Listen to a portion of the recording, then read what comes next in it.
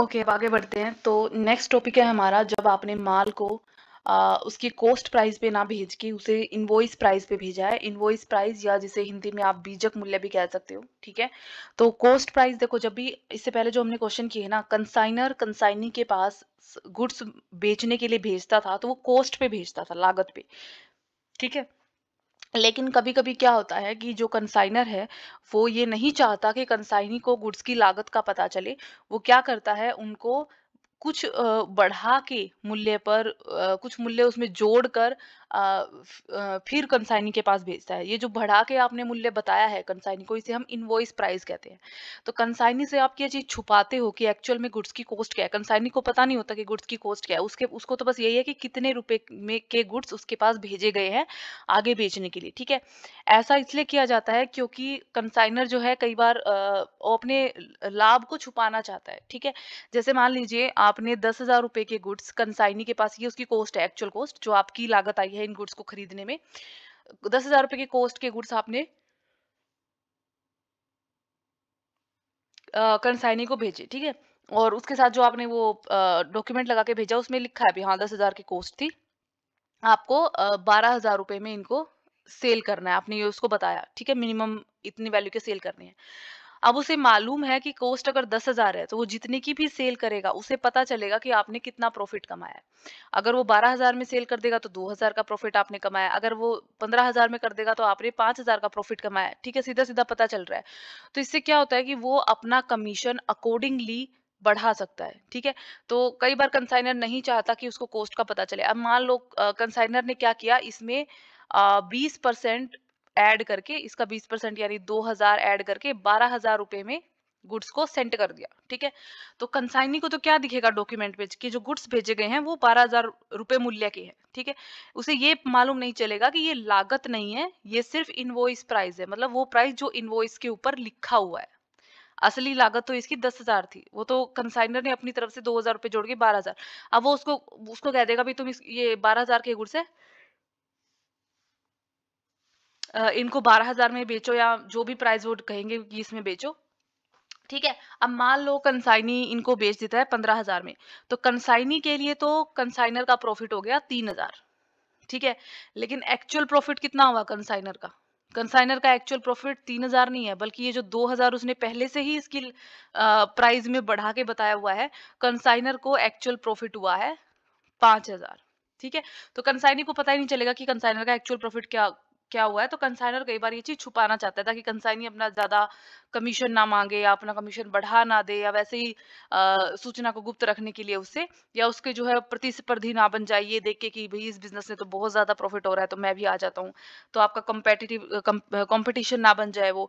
इन सभी कारणों से जो है कंसाइनर छुपाना चाहता है, तो इसे हम कहते, इसलिए वो इनवॉइस प्राइस के ऊपर गुड्स को बेचता है। इनवॉइस प्राइस कुछ नहीं होता, बस लागत में कंसाइनर अपने हिसाब से कुछ रुपए ऐड करके फिर वो उस प्राइस के ऊपर गुड्स को सेंड करता है कंसाइनी को। वो बोल देता है 12,000 के थे ये तो, ठीक है। बेसिकली ये है, 10,000 के गुड्स की लागत आई मेरे को खरीदने में, मैंने आगे जो भेज दिया और मैंने कहते हैं 12,000 के हैं, अब इनको बेचो। बस यही है आपका इनवॉइस प्राइस। अब जब आप इनवॉइस प्राइस के ऊपर गुड्स को भेजते हो तो फर्क क्या पड़ता है, क्योंकि आपने ये जो प्रॉफिट वाला मैंने आपको हिस्सा बताया, देखो जब हम कंसाइनर की बुक्स में अकाउंट्स बनाते हैं, कंसाइनर अपने रिकॉर्ड के लिए सारी एंट्री रखता है। कंसाइनर सब कुछ कंसाइनमेंट अकाउंट बनाता है, कंसाइनी का अकाउंट बनाता है। क्यों बनाता है? क्योंकि उसे सारी चीज पता भी मैंने कितने के गुड्स भेजे थे, कंसाइनी ने कितने के गुड्स बेच दिए, कितना क्लोजिंग स्टॉक बच गया, कितना प्रॉफिट मुझे हुआ, कितने कंसाइनी से मुझे पैसे लेने हैं, ये सब चीजें वो अपनी इंफॉर्मेशन के लिए रखता है, ठीक है। हालांकि वो कंसाइनी से छुपाता है कि उसको एक्चुअल प्रॉफिट 5,000 का हो रहा है ना कि 3,000 का, लेकिन उसे अपनी नॉलेज के लिए तो ये वो पूरा करके रखेगा। अपनी नॉलेज के लिए तो उसे चाहिए कि हाँ उसे 5,000 का प्रॉफिट हुआ है, ठीक है। तो क्या होता है कि इसमें हमें थोड़ी सी एडजस्टमेंट करनी पड़ती है। जब हम क्लोजिंग स्टॉक भी निकालते हैं तो अगर आप क्लोजिंग स्टॉक इस इनवॉइस प्राइस की हिसाब से निकालोगे तो उसका एक्चुअल जो मूल्य है वो ज्यादा आएगा क्लोजिंग स्टॉक का। लेकिन हमें तो मालूम है ना एज ए कंसाइनर कि हमारा लागत तो थी 10,000 की, तो हमारा क्लोजिंग स्टॉक भी इस 10,000 के हिसाब से निकलना चाहिए। तो हमें थोड़ी सी एडजस्टमेंट करनी पड़ती है जो हम स्टॉक सस्पेंस अकाउंट की मदद से करते हैं, क्योंकि ये बढ़ा हुआ प्राइस दिखा के हमने कंसाइनी के पास भेजे हैं तो अपने रिकॉर्ड में हमें तो मालूम है सब। तो अपने रिकॉर्ड में हमें उन्हें उनके सही मूल्य पर लाने के लिए कुछ एडजस्टमेंट करनी पड़ती हैं। उसके लिए हम कुछ एंट्रीज करते हैं जो आप नीचे देखोगे। तो जब भी हम कंसाइनर गुड्स को सेंड करता है कंसाइनमेंट पे, तो उसकी एक जनरल एंट्री बनती है जो कि होती है consignment to goods sent on consignment. ठीक है, ये वाली एंट्री बनती है। जैसे आपने 10,000 का माल था, वो 11,000 रुपए में इनवॉइस प्राइस के ऊपर आगे भेज दिया। ठीक है, तो आपकी एंट्री बन जाएगी, हम उसे जितने पे भेजा उतने पे ही दिखाएंगे। तो consignment account debit to goods sent on consignment account, कि इतने रुपए का माल हमने आगे भेजा कंसाइनमेंट पे।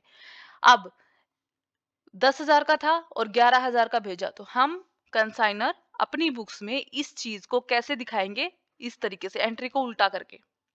ठीक है, goods sent on consignment to consignment 1,000। इसका फर्क क्या पड़ेगा, देखो मैं अब दिखाती हूँ आपको। ये है कंसाइनमेंट अकाउंट और ये दोनों अकाउंट कंसाइनर की बुक्स में बनते हैं, ये याद रखना। ठीक है, और ये है goods sent on consignment account. ठीक है, पहली एंट्री है consignment account debit to goods sent on consignment account. तो कंसाइनमेंट अकाउंट में डेबिट साइड पे goods sent on consignment account से हमने 11,000 चढ़ा दिए, और goods sent on consignment account में कंसाइनमेंट अकाउंट के नाम से क्रेडिट साइड में हमने 11,000 चढ़ा दिए। ठीक है, अपनी बुक्स में, कंसाइनर की बुक्स में। लेकिन हमें तो मालूम है कि गुड्स तो 10,000 रुपए के थे। ठीक है, अगर हम इस 11 कंसाइनमेंट अकाउंट से, आपको मालूम है प्रॉफिट या लॉस निकलता है कि हमारा प्रॉफिट हुआ है या लॉस हुआ है। अगर मैं 11,000 के हिसाब से प्रॉफिट निकालूंगी, तो मुझे एक्चुअल में 11,000 के हिसाब से प्रॉफिट थोड़ी हुआ है। ठीक है, अगर मान लीजिए कंसाइनी ने इन गुड्स को 15,000 रुपए में बेच दिया, तो 15,000 रुपए में बेचने का मतलब हुआ कि कंसाइनी के लिए तो हमारा प्रॉफिट हुआ है 4,000। लेकिन हमें तो मालूम है कि हमारा एक्चुअल प्रॉफिट 4,000 नहीं है बल्कि 5,000 हुआ है, क्योंकि हमें जो इन गुड्स को खरीदने में लगा था सिर्फ 10,000 लगे थे। तो अगर उसने 15,000 में बेचा है, तो उसने हमें 5,000 का प्रॉफिट कमा के दिखाया। तो अपनी बुक्स में तो हम असली प्रॉफिट दिखाएंगे। ठीक है, तो उसके लिए हम क्या करेंगे, उसके लिए हम एक एडजस्टमेंट एंट्री करेंगे। सबसे पहले हम इस जर्नल एंट्री को उल्टा कर देंगे, और जो डिफरेंस है, जो ज्यादा हमने दिखाया है, सिर्फ वो डिफरेंस को हम उस एंट्री में यहाँ पे एंटर करेंगे। तो goods sent to consignment account, तो यहाँ पे कंसाइनमेंट अकाउंट में क्रेडिट साइड पे गुड्स सेंट ऑन कंसाइनमेंट 1,000 रुपए, और goods sent on consignment account में यहाँ पे डेबिट साइड पे कंसाइनमेंट अकाउंट के नाम से 1,000 रुपए। ठीक है, अब देखो इससे हुआ क्या, डेबिट साइड में 11,000 गुड्स सेंट ऑन कंसाइनमेंट के नाम पे, क्रेडिट साइड में 1,000 गुड्स सेंट ऑन कंसाइनमेंट के नाम से। 11,000 डेबिट, ये क्रेडिट, तो इसमें से ये गया, कितने बच गए, गुड्स सेंट ऑन कंसाइनमेंट में 10,000 रुपए बच गए। इसी तरीके से यहाँ पे कंसाइनमेंट के क्रेडिट साइड पे 11,000 और डेबिट साइड पे 1,000। ठीक है, कंसाइनमेंट कंसाइनमेंट 11 में से एक गया, 10,000, तो कंसाइनमेंट अकाउंट में क्रेडिट बैलेंस 10,000 का बच गया। यही हमें चाहिए था। ठीक है, तो इस तरीके से हमें क्या हो जाएगा, असली जो बैलेंस है हमारा वो हमें मिल जाएगा कि 11,000 नहीं था, 10,000 था। ठीक है, हम सीधा 10,000 नहीं लिख सकते, क्योंकि हमें हर चीज शो करनी होती है अकाउंटिंग में। हमें मालूम होना चाहिए कि भाई हाँ, हमने 11,000 में भेजा था, लेकिन 1,000 रुपए ज्यादा था, असलियत 10,000 थी। सारी चीजें हमें प्रॉपर लिखी हुई होनी चाहिए। हम ऐसे अगर मैं इसको 10,000 ही लिख दूंगी, तो मुझे मुझे याद कैसे रहेगा। अगर मैं मान लो 2 साल बाद अकाउंट खोल के देखती हूँ, तो मुझे कैसे याद रहेगा कि इस टाइम पे हमने क्या किया था। ठीक है, अब ये तो हो गई बात इस चीज की कि हमें प्रॉफिट निकालते समय और ये सब निकालते समय क्या करना है। अब इस चीज का फर्क पड़ता है क्लोजिंग स्टॉक के ऊपर भी, क्योंकि क्लोजिंग स्टॉक जब हम वैल्यू करते हैं, तो उसको हम कॉस्ट या मार्केट प्राइस दोनों में से जो कम होता है उस पे करते हैं। ठीक है, अब हम जो क्लोजिंग स्टॉक भी निकालते हैं, जब भी आप इन जिस भी प्राइस के ऊपर आप गुड्स को सेंट कर रहे हो, हमेशा उसके हिसाब से क्लोजिंग स्टॉक आप दिखाते हो। तो अगर आपने 11,000 रुपए के गुड्स सेंट करे थे, तो आप 11,000 रुपए के हिसाब से क्लोजिंग स्टॉक दिखाओगे कि कितना क्लोजिंग स्टॉक आपका बच गया। लेकिन अगर आप 11,000 रुपए के हिसाब से क्लोजिंग स्टॉक दिखाओगे, तो उसमें ये जो बढ़ा हुआ 1,000 है, इसका भी कुछ पार्ट होगा। ठीक है, लेकिन हमें वो एक्चुअल पे चाहिए, जो एक्चुअल उसका प्राइस था। तो उसके लिए हम एक स्टॉक सस्पेंस नाम की एंट्री करते हैं। तो यहाँ पे आप देखोगे कि उदाहरण में मान लो 1/5 जो माल है वो बिना बिका रह गया था, तो कैसे स्टॉक बनाओगे? स्टॉक की एंट्री हमारी बनती है stock on consignment to consignment account, ये एंट्री रहती है। 1/5 आपका माल बिकना रह गया तो 1/5 किसका निकलेगा? जिस प्राइस पे आपने गुड्स को सेंड किया था उसका। ठीक है, इस बात को ध्यान रखना अच्छे से। जिस प्राइस पे आपने गुड्स को सेंड किया था, चाहे वो कॉस्ट पे सेंड किया था, चाहे इनवॉइस प्राइस पे सेंड किया था, उसके ऊपर आपका ये क्लोजिंग स्टॉक की वैल्यू निकलेगी। तो 11,000 का 1/5 हो गया 2200। ठीक है, लेकिन इन गुड्स की एक्चुअल वैल्यू 2200 नहीं थी, कम थी। क्यों? क्योंकि ये 11,000 के थे ही नहीं, ये थे 10,000 के, अपनी जो लागत आई थी। ठीक है, उसको सही करने के लिए हम क्या करेंगे? इसको तो हम ऐसे का ऐसा लिखेंगे, उसको सही करने के लिए हम एक और एंट्री डालेंगे, जो कि है ये consignment account debit to stock suspense account. जैसे हमने गुड्स एंड ऑन कंसाइनमेंट वाली एंट्री को रिवर्स किया था, हम यहाँ पे वैसे ही एंट्री रिवर्स करें। यहाँ पे स्टॉक ऑन कंसाइनमेंट डेबिट में था, कंसाइनमेंट क्रेडिट में था। हमने यहाँ कंसाइनमेंट अकाउंट को डेबिट कर दिया, लेकिन क्रेडिट हमने जिस अकाउंट को किया उसका नाम है स्टॉक सस्पेंस अकाउंट। ठीक है, इसमें हमने क्या किया? जो हमारा 1,000 रुपये ज्यादा था, 1,000 रुपये, इसका 1/5 निकाला। ठीक है, और उसे हमने एंट्री में डाल दिया। क्लियर? तो इससे हुआ क्या? कंसाइनमेंट अकाउंट में पहले तो क्रेडिट साइड पे यहाँ पे जो क्लोजिंग स्टॉक डालते हैं हम, स्टॉक ऑन कंसाइनमेंट, ये क्लोजिंग स्टॉक 2200 रुपए के से आ गया। लेकिन डेबिट साइड पे स्टॉक सस्पेंस नाम से ये 200 रुपए भी आ गया। तो क्या हुआ? 2200 माइनस 200 बच गया 2000। तो स्टॉक इस वाले में क्रेडिट साइड पे 2000 रुपए ही बच गए। ठीक है, और 2000 ही आने थे, क्योंकि 10,000 का अगर आप 1/5 निकालो तो आता है 2000। ठीक है, तो यहाँ पे जब भी आप इनवॉइस प्राइस के ऊपर बेचे, हालांकि इसका आगे और भी फर्क पड़ेगा, पर एक बार आप इतना समझ लो कि इन दो चीजों के ऊपर सीख लो पहले, कि इन दो चीजों पे फर्क पड़ेगा। सबसे पहले तो गुड्स सेंट ऑन कंसाइनमेंट को आपने दिखाया तो है, अभी हमने 11,000 पे बेचा है, लेकिन हमारे लिए तो सच्चाई ये है कि वो 10,000 के थे, तो उसे ठीक करने के लिए हम एंट्री को रिवर्स कर देंगे, और जो अमाउंट डालेंगे वो होगी जितने पे हमने भेजा था माइनस जो उनकी एक्चुअल कॉस्ट थी, वो डिफरेंस, ये डिफरेंस। ठीक है, और इसी डिफरेंस के हिसाब से फिर हम स्टॉक की वैल्यू को भी एडजस्ट कर देंगे। चलिए एक इलस्ट्रेशन देख लेते हैं हम, ताकि ये हमें इलस्ट्रेशन की मदद से भी अच्छे से समझ में आ जाए।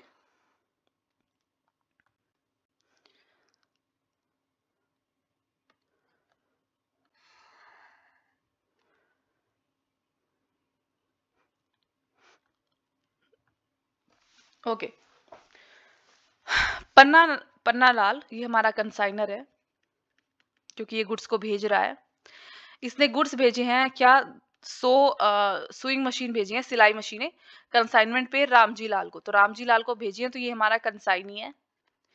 कॉस्ट जो है, लागत, हर मशीन की 1500 रुपए लागत है। लेकिन इनवॉइस प्राइस आपको क्वेश्चन में हमेशा दे रखा होगा कि आपने कॉस्ट पे भेजा है या इनवॉइस पे भेजा है, तो आप इस बात को ध्यान रखेंगे। इनवॉइस प्राइस है इसका 1700, तो 200 रुपए ज्यादा पे आपने उसको दिखा के भेजा। आपने उसको ये नहीं बताया कि 1500 है इसकी कॉस्ट, आपने उसको ये बताया 1700 के है। ठीक है, पन्ना लाल कंसाइनर ने 5,000 रुपए तो पैकिंग पे खर्च किए हैं उसके। ठीक है, पैकिंग और डिस्पैच पे। रामजी लाल ने कंसाइनमेंट को रिसीव कर लिया, और इमीडिएटली पन्ना लाल का जो है ड्राफ्ट एक्सेप्ट कर लिया। यहाँ ड्राफ्ट जो एज सिक्योरिटी जो भेजा गया है, ये है बीआर आपका, जो एडवांस देते हैं हम। ठीक है, सब्सिक्वेंटली रामजी लाल ने पन्ना लाल को ये इन्फॉर्म किया कि 90 मशीनें उसने बेच दी 1800 की। तो 90 मशीनें 1800 रुपए की सेल हुई है। तो जब हम कमीशन निकालेंगे तो इसके ऊपर निकालेंगे 1,62,000 रुपए की मशीनें सेल कर दी। ठीक है, एक्सपेंस रामजी लाल के जो एक्सपेंस है कंसाइनी के, वो है फ्राइट हमारा नॉन रेकरिंग है, क्लोजिंग स्टॉक निकालते समय ऐड होगा। कैरिज एंड ऑक्ट्रोय भी ऐड होगा। गोडाउन रेंट रेकरिंग एक्सपेंस है, तो क्लोजिंग स्टॉक निकालते समय ऐड नहीं होगा, सिर्फ कंसाइनमेंट अकाउंट के डेबिट साइड पे जाएगा। इंश्योरेंस एंड रिपेयर भी वहीं जाएगा, रेकरिंग है। रामजी लाल को कमीशन क्या देना है? एक तो ऑर्डिनरी कमीशन दे रहा है 5% का, और डेल क्रेडेट देना है 2.5% का। दोनों ही कमीशन टोटल सेल्स के ऊपर निकलते हैं, और क्योंकि दोनों ही कमीशन टोटल सेल्स पे लगते हैं, तो हम इन दोनों रेट्स को आपस में जोड़ के, यानी जो 7.5% हो जाएगा टोटल रेट, सीधा सेल्स का 7.5% कमीशन हम निकाल सकते हैं। तो 1,62,000 का 7.5 यानी 7.5% अगर मैं कमीशन निकालती हूँ, तो ये आता है 12,150।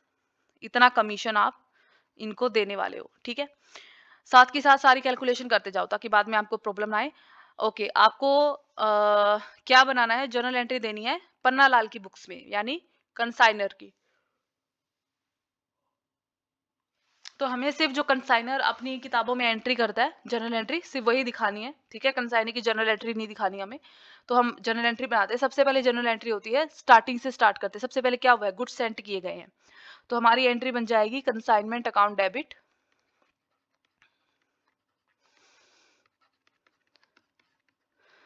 To goods sent on consignment account.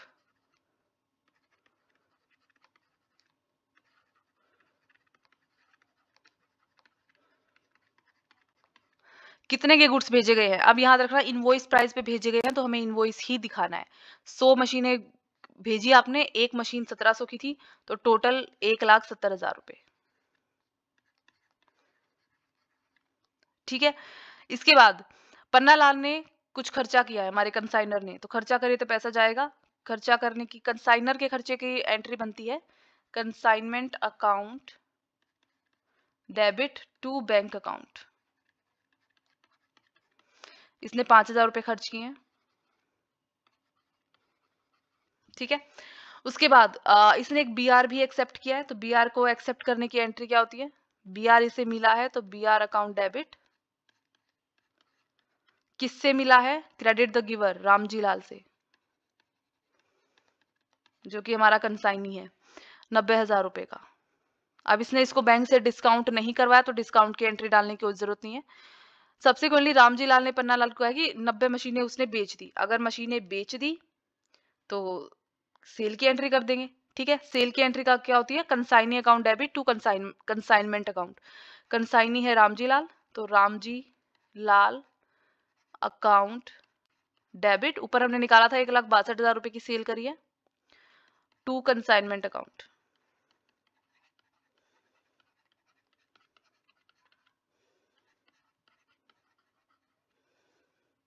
ठीक है। ये आपकी सेल है, ओके। सेल कर दी हमने। उसके बाद क्या बोल रहा है ये, अच्छा, रामजी लाल ने कंसाइनी के खर्चे 5,000, ये 2,000, 7,000, 8,000 और 1,595 के खर्चे किए हैं कंसाइनी ने। कंसाइनी के खर्चे की जो एंट्री होती है सेम ऐसी ही होती है, सेल्स जैसी, कंसाइनमेंट सॉरी इसकी जैसी, कमीशन जो आप पे करते हो उसके जैसी। तो वो एंट्री होती है आपकी consignment account debit to consignee. तो एंट्री डालेंगे कंसाइनमेंट अकाउंट डेबिट, क्योंकि कंसाइनमेंट अकाउंट के डेबिट साइड पे खर्चे डलते हैं हमेशा कंसाइनी के, और उसके नाम से डलते हैं, टू रामजी लाल। एंट्रीज को आप अच्छे से याद कर लेंगे कि किस समय पे कौन सी एंट्री डलेगी, क्योंकि ये बहुत ही इंपॉर्टेंट है। अकाउंट बनाते समय भी आपको ये चीजें ध्यान में रखनी है। 9500 के खर्चे हुए हैं उसके टोटल, और ये 9500 के 9500 नॉन रेकरिंग नहीं है, ये भी ध्यान रखना।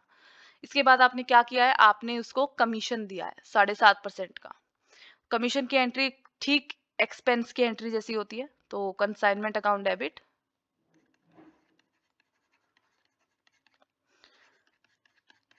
आपने खर्चा दिया है, ठीक है। किसको दिया है, रामजी लाल को,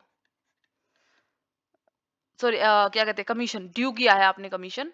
कितने का था, हमने ऊपर निकाला था ये 12,150, ठीक है। डेबिट ऑल द एक्सपेंसेस,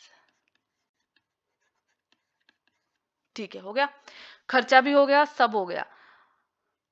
अब हमें क्या करना है, अब हमें करनी है अपनी एडजस्टमेंट, और हमें करना है क्लोजिंग स्टॉक निकालना है, और हमें प्रॉफिट या लॉस हुआ है वो निकालना है, ठीक है। बेसिक बेसिक हम सारी एंट्रीज अपनी डाल चुके हैं, ओके। अब थोड़ी सी मैं यहाँ जनरल एंट्री की जगह, चलो यहाँ पे ना हम एक काम करते हैं, कंसाइनमेंट अकाउंट एक बार बना लेते हैं। वैसे इसमें आपको अकाउंट बनाने के लिए नहीं बोला गया है, लेकिन आप एक बार कंसाइनमेंट अकाउंट और कंसाइनी अकाउंट अपनी, अगर अकाउंट बनाने का नहीं भी बोला है तो वर्किंग नोट में बना लो, क्योंकि प्रॉफिट एंड लॉस इसी से अच्छे से पता चलेगा, ठीक है। और कंसाइनी का अकाउंट जो कि है रामजी लाल, इससे हमें पता चलेगा कि हमें रामजी लाल से कितने पैसे लेने हैं और रामजी लाल को कितने पैसे देने हैं, ठीक है। तो कंसाइनमेंट अकाउंट में एंट्री चल करते जाओ, तो कंसाइनमेंट अकाउंट में सबसे पहली एंट्री ये हो जाएगी, यहाँ पे हो जाएगा गुड्स सेंट ऑन कंसाइनमेंट 1,70,000, ठीक है। एडजस्टमेंट की एंट्री भी करेंगे वो बाद में। यहाँ हो जाएगा बैंक खर्चे जो पे करे आपने 5,000, ठीक है। और ये रामजी लाल से आपने BR एक्सेप्ट करा है, तो यहाँ हो जाएगा BR। इसके अलावा ये रामजी लाल कंसाइनमेंट वाले, यहाँ कंसाइनमेंट अकाउंट के क्रेडिट साइड पे चला जाएगा सेल। ठीक है, ये आपकी सेल है।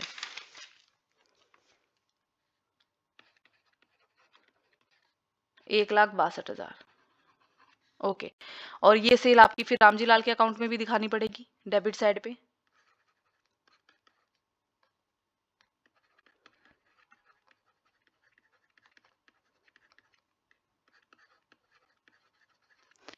उसके बाद ये खर्चे रामजी लाल के, तो रामजी लाल के खर्चे तो इसके अकाउंट में जाएंगे। एक तो बाई आप यहाँ पे लगा लेना 9500। ठीक है, इसके अलावा ये कंसाइनमेंट अकाउंट के डेबिट साइड पे जाएंगे रामजी लाल के नाम से।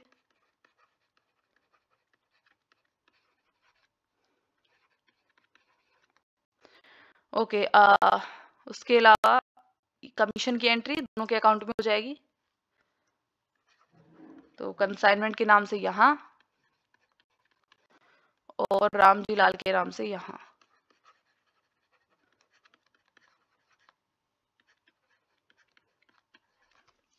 हो गया, सारे खर्चे सेल गुड्स जो हमने भेजे हैं सब हमने डाल दिया। अब हमें करनी है दो चीजें। सबसे पहले हम निकालते हैं क्लोजिंग स्टॉक की वैल्यू और एडजस्टमेंट।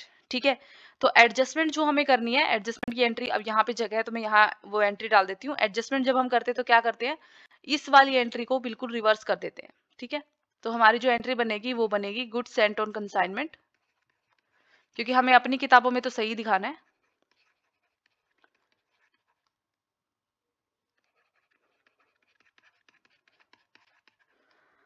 To consignment account. ठीक है, कितनी, देखो 1500 की थी कॉस्ट थी और 1700 की इनवॉइस प्राइस, 200 रुपए का फर्क था। 100 मशीनें थी, तो 200 गुना में 100, 20,000। यानी जो एडजस्टमेंट हो रही है वो 20,000 की। 20,000 रुपए ज्यादा दिखाए हैं आपने वैल्यू में, तो कंसाइनमेंट अकाउंट की क्रेडिट साइड पे reverse entry goods sent on consignment 20,000। एक एडजस्टमेंट खत्म। ठीक है, अब हमें निकालना है क्लोजिंग स्टॉक। हमारी कितनी मशीन बिक गई, उसने आपको कहा 90 मशीनें बेच दी। टोटल मशीनें थी आपकी 100, यानी 10 मशीनें अनसोल्ड है, इनकी वैल्यू निकालनी है। तो जो क्लोजिंग स्टॉक जो निकलता है आपका, वो निकलता है आपका इनवॉइस प्राइस पे ही। ठीक है, उसकी एंट्री जो आपकी जनरल एंट्री जो बनेगी वो बनेगी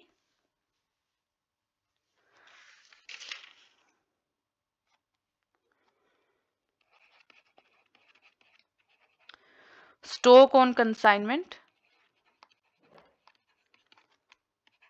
account debit to consignment account, ये एंट्री बनेगी। ठीक है, अब कितना स्टॉक आपका अनसोल्ड रह गया, टोटल जो आपका स्टॉक था, ठीक है, वो आपका था 1700 रुपए में आपने भेजी थी मशीनें। मैंने बोला था ना जितने पे भेजोगे इनवॉइस पे भेजा तो इनवॉइस से निकलेगा। 10 मशीनें अनसोल्ड रह गई, ये आ गया 17,000। इसके अलावा कंसाइनर के नॉन रेकरिंग खर्चे, कंसाइनर के खर्चे कितने हैं, 5,000, पूरे के पूरे नॉन रेकरिंग है, तो 5,000। ये 5,000 पूरी 100 मशीनों के लिए थे, हमने 10 के लिए निकाल लेंगे। ठीक है, ये आ जाएगा आपका 500। इसके अलावा कंसाइनी के जो खर्चे नॉन रेकरिंग थे, कंसाइनी के कौन कौन से नॉन रेकरिंग खर्चे थे, गोडाउन से पहले के, तो 2,000 ये और 5,000 ये, 7,000 रुपए। ठीक है, तो ये 7,000 भी ऐड करेंगे हम। 100 के लिए थे, 10 के लिए निकाल लेंगे 700। ये आ गया आपका 18,200। तो आपका ये जो स्टॉक आया है उसकी वैल्यू आई है 18,200, तो हमने डाल दिया 18,200। पर ये 18,200 1700 के हिसाब से था, जबकि हमारे एक्चुअल जो थे वो 1500 के हिसाब से थे। तो उसकी जो एडजस्टमेंट हमें करनी है वो कैसे करेंगे, consignment account debit, consignment account को डेबिट में डाल देंगे और क्रेडिट हो जाएगा स्टॉक सस्पेंस अकाउंट। ठीक है, कैसे निकालेंगे, 1,70,000 इनवॉइस प्राइस था माइनस 1,50,000 कॉस्ट थी, दोनों का जो डिफरेंस है 20,000। ठीक है, ये पूरी 100 मशीनों के लिए था। हम डिफरेंस को 10 मशीनों के लिए जो हमारी सोल्ड रह गई सिर्फ उसका ही निकालना है, इसके लिए निकाल लेंगे। ये आएगा आपका 2000। डिफरेंस को निकाल लेंगे हम कि 10 मशीनों का कितना डिफरेंस है। ये आ जाएगा हमारा यहाँ। ठीक है, तो ये एक तो ये एंट्री करते हैं स्टॉक की कंसाइनमेंट अकाउंट में। Stock on consignment, closing stock आ गया आपका कितना, 18200 का। और यहाँ आ जाएगा स्टॉक सस्पेंस 2000। स्टॉक सस्पेंस सिर्फ निकलता है डिफरेंस का, जो इन दोनों का इनवॉइस प्राइस और कॉस्ट का डिफरेंस है, उसका निकालेंगे सिर्फ उतनी मशीनों के लिए जितनी मशीनें आपकी बिना बिकी रह गई। खत्म, सारी चीजों की एंट्री कर चुके हैं। अब सिर्फ प्रॉफिट या लॉस निकालना रहता है। तो अगर आप इसका इस साइड का टोटल करोगे, ये आएगा आपका 2,02,00,000। और यहाँ पे आप ये कम टोटल ही आ जाएगा प्रॉफिट, तो P&L अकाउंट प्रॉफिट आएगा आपका 1550। ठीक है, इसकी भी जनरल एंट्री डल जाएगी। आपको मालूम है कैसे डालनी है, पहले हमने की हुई है। ओके, नाउ यहाँ पे अगर आप देखो, ठीक है, तो सिक्योरिटी के तौर पे आपने BR की राशि यानी एडवांस आपने उनको इशू किया था। ठीक है,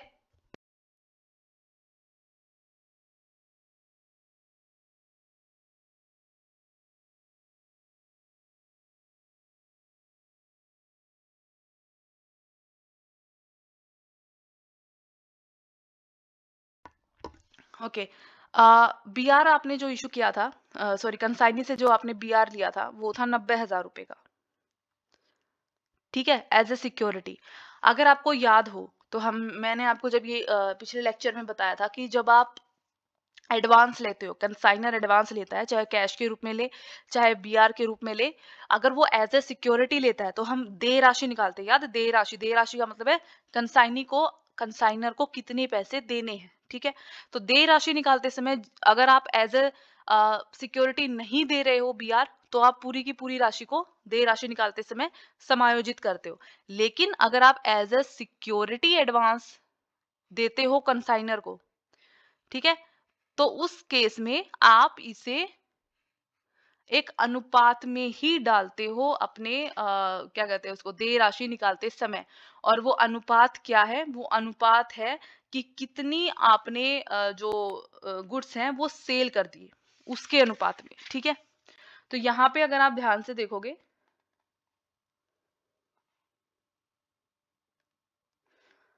तो हमने जो 90,000 रुपए की ये दी थी, ठीक है, देय राशि निकालनी, देय राशि मतलब कितनी राशि उनको देनी बनती है हमें।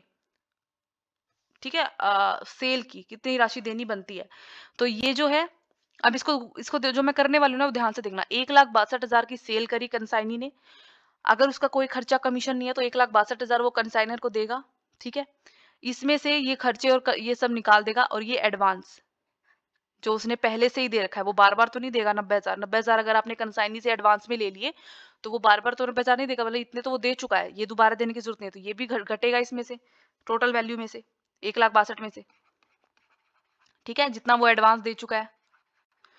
अब हमें यहाँ क्या देखना है, ये जो एडवांस दिया गया है ये पूरे 100 उनके लिए दिया गया है, मशीनों के लिए। लेकिन आपने बेची, उसने बेची सिर्फ 90 मशीनें हैं। ठीक है, और क्योंकि ये एज ए सिक्योरिटी दिया गया है तो हम इसे पूरा का पूरा एडजस्ट नहीं कर सकते। हम इसका सिर्फ उतना ही हिस्सा एडजस्ट कर सकते हैं जितना कि 90 यूनिट्स का बनता है, 90 मशीनों का जो उसने असल में सेल करी है। इसका मतलब ये है जो बाकी 10 मशीनें उसने नहीं बेची हैं उसके बराबर का एडवांस हम जो है यहाँ पे नहीं काटेंगे। ठीक है, तो इसका अगर मैं, ये जैसे 100 की वैल्यू है, अगर मैं इसकी 10 की वैल्यू निकालती हूँ तो ये आ जाती है 9,000। तो 9,000 रुपए को हम उसके एडवांस के तौर पे नहीं काटेंगे, तो उसे हम यहाँ लिखेंगे बैलेंस CD करके 9,000। अब क्या हुआ, यहाँ पे जो एडवांस है वो सिर्फ 81,000 रह गया। और ये उतनी का है, उतनी मशीनों का जितनी मशीनें उसने असल में बेची है। ठीक है, अब हम यहाँ पे निकालेंगे बाई बैंक। इस बाई बैंक का मतलब है कि कितना रुपया आपको कंसाइनी से लेना है। उसने इतने की सेल करी थी, इतने का एडवांस आप एडजस्ट नहीं कर रहे हो, टोटल माइनस उसने जितना एडवांस दे दिया आप उसके खर्चे, उसका कमीशन, सब कुछ ये तीनों चीजें उसने काट ली, और उसको अब आपको पैसे कितने देने हैं? 59,350। तो इतने पैसे कंसाइनी को अब कंसाइनर को देने हैं, अपना एडवांस, अपना कमीशन और अपना खर्चा काटने के बाद।